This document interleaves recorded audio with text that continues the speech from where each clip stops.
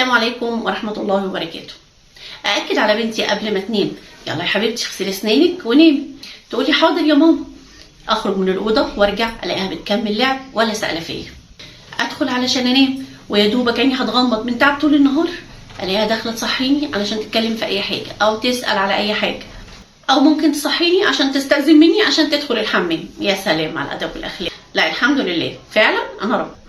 ساعات اعدي الموضوع واتعامل بمنتهى الهدوء والسلام النفسي، وساعات ما بتحملش وابدا اصرخ وازعق واصيح فيها. وفي النهايه تصرفات ولادنا المستفزه مش بتنتهي، ومش ولادي انا بس، ولادي وولادك وولادها ولادنا كلنا. امال ايه اللي بيتغير؟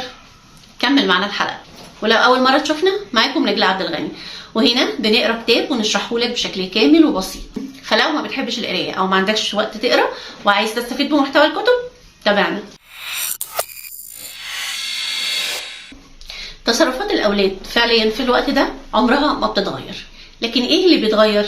اللي بيتغير هو حالتنا المزاجية في الوقت. هل حالتنا المزاجية في الوقت ده كويسة؟ وهل أنا مرتاحة ولا تعبانة ومودي مش حلو؟ وبناء على حالتي دي، إما أن أنا هقدر أتحكم في ردود أفعالي واستجيب للموقف اللي أنا فيه بوعي وإدراك، أو إني ما أقدرش أتحكم في ردود أفعالي وأضرب بكل أساليب التربية الإيجابية اللي أنا اتعلمتها عرض الحيط، وأبدأ إن أنا أصرخ وأزعق. وللأسف كل أساليب فرض الانضباط اللي استخدمتها واللي اتعلمناها في الحلقة اللي فاتت بتتأثر تأثير مباشر بحالتي النفسية والمزاجية في الوقت ده.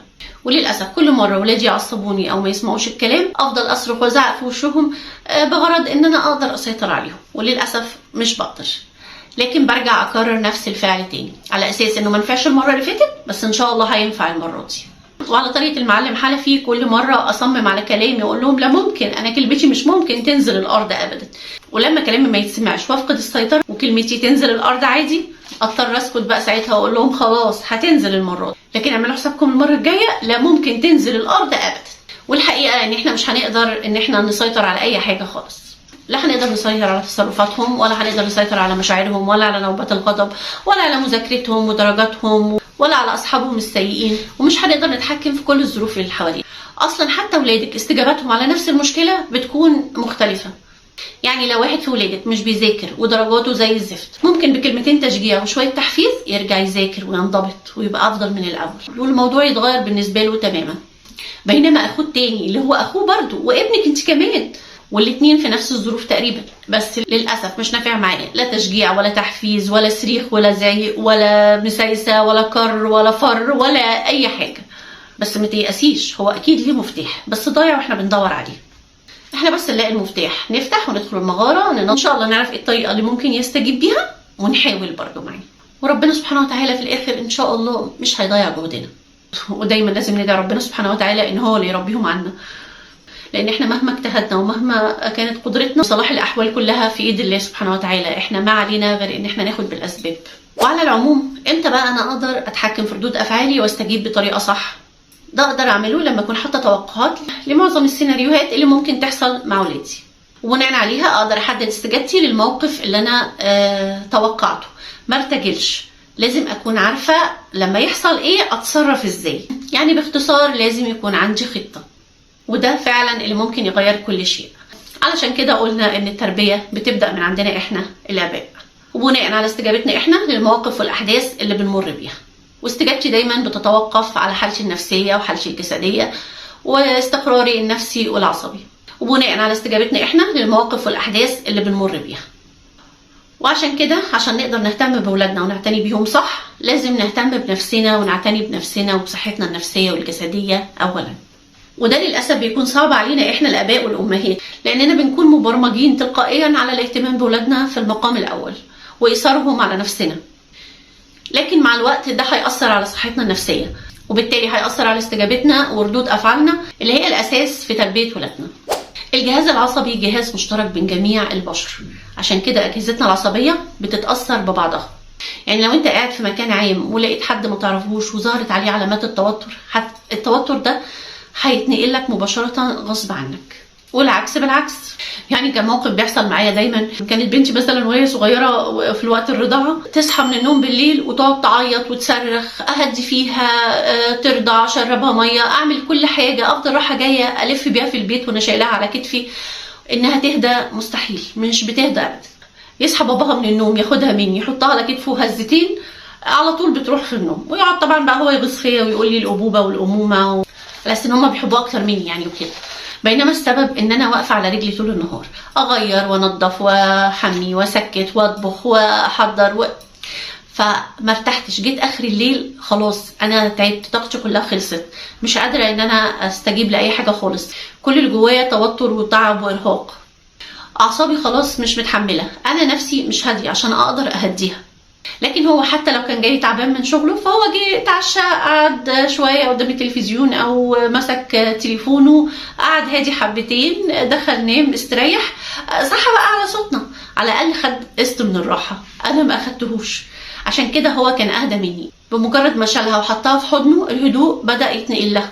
وزي التوتر والعصبيه ما هي معديه، السعاده كمان معديه. واثبتت الابحاث ان السعاده بتنتشر بين افراد المجموعات اللي في بينهم صله. يعني لو انتوا كاسره عايشين مع بعض وانتي نفسك سعيده، هتلاقي ان السعاده دي هتنتشر بين افراد البيت كله. لكن اكيد وبطبيعه الحال ومع الاسف ومع الالم ان احنا مش ماشيين بندلدق سعاده، يعني دوام الحال من المحال. يعني الدنيا مش بتدي كل حاجه، ومش دايما هقدر ان انا اكون سعيده. لكن اللي عايزه اقوله ان كل ما حافظت على سعادتي وعلى صحتي النفسيه، ده هيساعدني اكتر ان انا اقدر اهتم بولادي واعتني بيهم وانقل لهم السعاده دي وراعيهم بشكل افضل. يعني الوقت اللي انت هترتاحي فيه، او الخروجه اللي هتخرجيها لوحدك مع اصحابك عشان تفكي عن نفسك شويه، او الوقت اللي هتخصصيه لنفسك علشان تعملي حاجه انت بتحبيها، ده هيساعدك ان ذهنك يكون صافي اكتر، وهيساعدك انك تكوني شخصيه متزنه. تقدري انك انت تحددي استجابتك وردود افعالك للمواقف اللي بتحصل يوميا مع اولادك بوعي وادراك اكتر، وهتقدري تحددي رد الفعل والاستجابه المناسبه لكل موقف بتتعرضي ليه مع اولادك. وده هيقلل كتير جدا من احتمال انك تصرخي وتزعقي وتنهاري وتتصرفي معاهم بطريقه غلط. وكمان هيساعدك اكتر على فرض الانضباط. واول طريق لتحقيق الانضباط هو الوعي التام، هو الوعي بالمشكله اللي انا فيها في الوقت الحالي، واللي زي ما قلنا في الحلقه اللي فاتت اني اقدر احدد الطريقه اللي استجيب بيها لحل المشكله اللي انا فيها حاليا من غير تعاطف او فضول او تسرع او اصدار احكام. ومن افضل الطرق اللي اقدر بيها اتخلص من التوتر والضغط العصبي واقدر اتحكم بيها في ردود افعالي هي تمارين التنفس والتامل، وهي اللي هتساعدك انك تتخلصي من الهموم والضغوط والافكار السلبيه، وهيديكي فرصه كمان انك انت تقدري تفكري وتختاري الاستجابه المناسبه للموقف اللي انت فيه. ومش بس انت، علمي اولادك ان هم يستخدموا تمارين التنفس لما يكونوا حاسين بضغط او توتر او اثناء نوبات الغضب. هو احنا بناخد نفس عميق وبنحاول ان احنا نتحرر من الضغوط والتوتر والافكار السلبيه اللي بتكون مسيطره علينا في الوقت ده. لازم نتعلم ان احنا نركز في مشاعرنا ونحاول ان احنا نوصفها. ده هيساعدنا كتير اننا نخفف من تاثيرها علينا عن طريق ادراكنا ووعينا للمشاعر دي، سواء بقى كانت مشاعر خوف، قلق، غضب، حزن، تفاهه، لا مبالاه، اي حاجه. في فايده كمان مهمه جدا هتعود علينا من ان احنا نهتم بنفسنا ونخصص وقت لاهتماماتنا، غير ان هو هيساعدنا ان احنا نهدى ونركز اكتر في تربيه اولادنا. ايه هو بقى؟ فاكرين لما قلنا ان دور التربيه الايجابيه ان احنا نعلم اولادنا مهارات تخليهم يندمجوا في المجتمع بسهوله وتحقق لهم السعاده؟ وقلنا كمان ان الولاد بيتعلموا من خلال مراقبتهم لينا. يعني ابني مش هيتعلم إماطة الأذى عن الطريق لما أقول له حديث الرسول صلى الله عليه وسلم إماطة الأذى عن الطريق صدقة، لكن هيتعلم الحديث الشريف لما يشوفني وأنا بطبقه.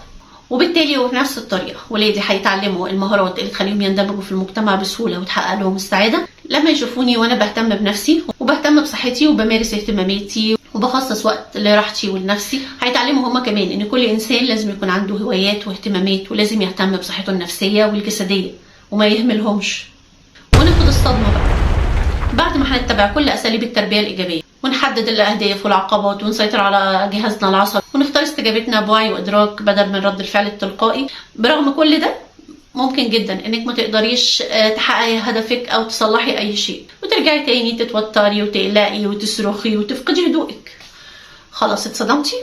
بعد الصدمة أحب أطمنك إن أهدافنا مش بتكون على المدى القريب، أهدافنا في التربية بتكون على المدى البعيد، مش هنحققه النهاردة ولا بكرة. وحتى لو فشلنا في موقف مرة أو 2 أو 3 واستجابة ابنك دايما كانت بتخلف توقعاتك، اتأكدي إنك مع الاستمرار والتركيز بوعي على أهدافك وتحديد استجابتك هتوصلي لهدفك. ومن باب التشجيع وأحب برضو ألفت نظركم إن كل الكلام اللي بقوله مش كلامي أنا شخصيا، ده كلام الدكتورة نيكول أيوان بتاعت الوعي التام. بتقول لنا إيه بقى؟ بتقولك اوعي تحسي بالذنب انك مش بتقدري تعملي كل اللي بتعمله الام الفلانيه ولا اللي بتعمله الام العلانيه مع اولادها وتحسي انك ام على قدها وعلى ما تفرج وكده. لا يا ستي، انت زي الفل، اعملي انت بس اللي تقدري عليه، وما تقارنيش نفسك بحد ولا تقارني ولادك بحد. كل واحد لظروفه وامكانياته وقدراته. انا غير الام التانية، وابني غير ابنها، فكل واحد يبص في ورقته ويخليه في امتحانه وملوش دعوة بغيره. والكل اللي انت بتعمليه مع ابنك ونجح ما ينفعش مع ابن اختك ولا ينفع مع ابن صاحبتك. فخليكي في نفسك واحمدي ربنا على النعمة اللي انت فيها، وسيبيها بقى هي في حالها. مفيش داعي ان احنا ننظر على بعض. ودكتوره نيكول كمان بتقول لكم ما تنسوش تعملوا لنا لايك وشير وتشتركوا في القناه. ايوه هي اللي بتقول. وبتقول لك كمان ان افضل درس تعلميه لاولادك عشان تعززي من صحتهم النفسيه هو ان هم يشوفوكي انك انت مش ام مثاليه، انت بشر عادي، بتغلطي وبتحسي بالاحباط والحزن والقلق والتوتر، واوقات كتير ما تحسنيش التصرف في كل المواقف، وده عادي برضه. ده هيخليهم يتقبلوا مشاعرهم واخطائهم من غير ما يحسوا بالذنب. وفكك بقى من الصوره المثاليه بتاعت الام والاب اللي هم كانوا متفوقين جدا في الدراسه، اللي دايما تصرفاتهم بتكون سوبر في كل المواقف. الاب طبعا اللي كان بيطلع الاول دايما على المدرسه. الكلام ده عموما ما بياكلش دلوقتي مع العيال ومش بيفرق معاهم. ايه بقى اللي هيفرق معاهم؟ اللي هيفرق معاهم كتير جدا انهم يشوفوا ردود افعالنا لما بنغلط، ازاي نقدر نتعامل مع الغلط ده، وازاي نقدر نصلحه، وازاي ما بنرجعش نكرره تاني. وكمان ردود افعالك لما بتتعرضي لحاله الاحباط او الحزن او الغضب، وازاي بتقدري تستخدمي مهارات الانضباط اللي اتكلمنا عليها، وازاي بتتقبلي مشاعرك، لان عموما كل المشاعر بتكون طبيعيه ومقبوله. واحنا بنربي ولادنا لازم ننتبه لحاجتين مهمين. اولا النمط اللي بنربي بيه ولادنا، لان سلوكنا بيتشكل بالتجارب اللي احنا بنمر بيها. يعني لو انت صغير عندك كلب، فهيكون احتمال مثلا انك لما تكبر تكون بتخاف من الكلاب، ده كبير جدا. واحتمال او فكره انك انت تربي كلب عندك في البيت، ده هيكون صعب قوي. زي ما هيكون صعب جدا في الحاله دي انك انت تشجع اولادك مثلا ان هم يلعبوا مع الكلاب، او ان هو يقتني الكلب او ما الى ذلك. عشان كده واحنا بنربي اولادنا دايما بنكون متاثرين بالطريقه والنمط اللي احنا اتربينا بيهم. عشان كده بيكون من المفيد جدا ان انا اقعد مع نفسي واجيب ورقه وقلم وابدا احدد الانماط والتجارب اللي مريت بيها وانا صغير وتاثرت بيها، لاني لما هتعرض لتجارب مماثله مع اولادي وانا تحت ضغط، ده هيخليني استجيب على طول برد الفعل التلقائي، واللي هيكون طبعا متاثر جدا بالتجربه اللي انا مريت بيها او برد فعل اللي تعرضت ليه وقتها من امي او من ابويا او من مدرب او مدرس او اي شخص ممكن يكون اثر فيا بشكل سلبي او ايجابي. فلما احدد الانماط والتجارب دي، ده هيخليني اكون على وعي وادراك اكتر بطريقه استجابتي مع ولادي. الحاجه الثانيه اللي لازم نهتم بيها هي التوقعات. دايما بكون حاطه توقعات ايجابيه لتصرفات ابني، زي انه يتصرف بطريقه معينه في موقف معين، او ان هو يهتم بدروسه، او ان هو يفتكر مواعيد دروسه لوحده، او ان يسمع الكلام وينفذه ويكون هادي ومطيع، او انه ما يكونش مزعج مثلا في خروجه او في زياره عائليه. توقعات كتير. لكن للاسف الوقت اللي ولادنا بيخلفوا فيه توقعاتنا ده بيثير غضبنا وانفعالنا جدا.